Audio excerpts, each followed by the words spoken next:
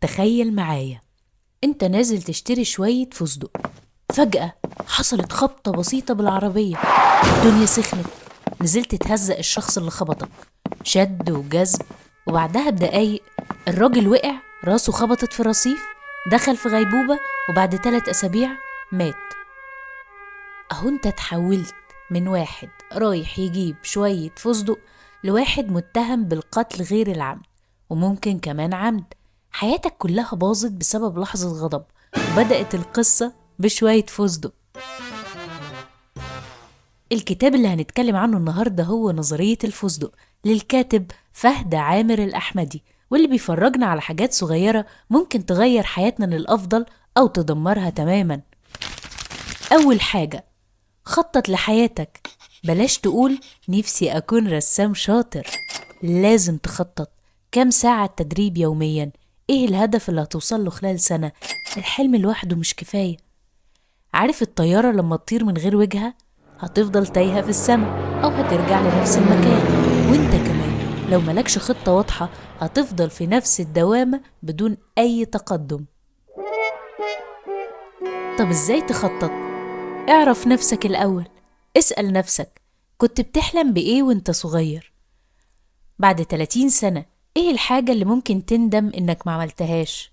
طيب ايه هي العادة اللي نفسك تتخلص منها قبل فوات الأوان؟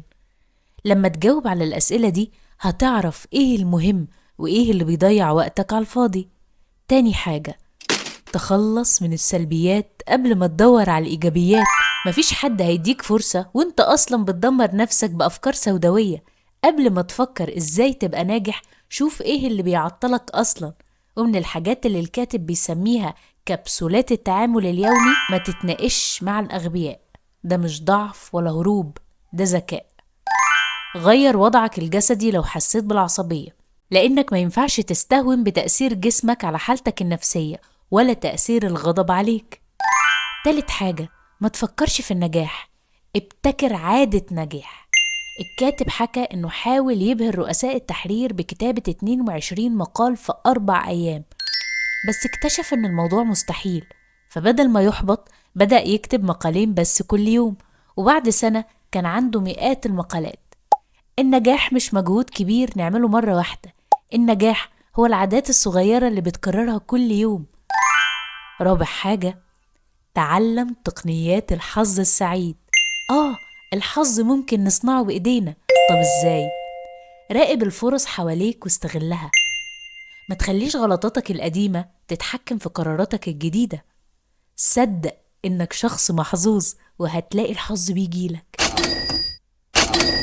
وأخيرا، الكاتب بيطلب مننا إننا نخرج من القوقعة اللي تربينا فيها ونبدأ نسأل نفسنا مش ليه بنعمل كده، لكن إزاي نكون أفضل. يا رب يكون العرض كان سريع وممتع ومعمق. لو عجبكم الفيديو ما تنسوش تعملوا لايك للفيديو وسبسكرايب للقناة عشان يوصلكم مني كل جديد، وما تنسوش تسمعوا كتب أكتر على بلاي ليست كتاب مع رحاب.